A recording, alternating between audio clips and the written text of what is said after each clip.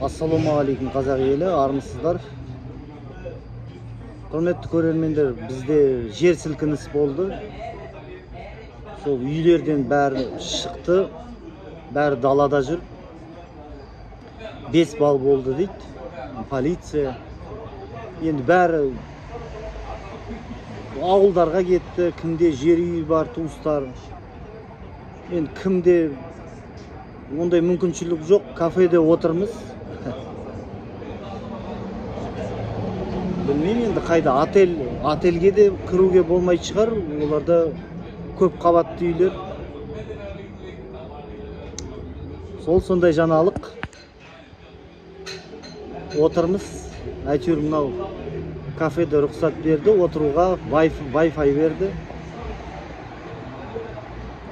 Сол Wi-Fi-ға қосылып, соңғы жаңалықтармен бөлісіп жатырмыз.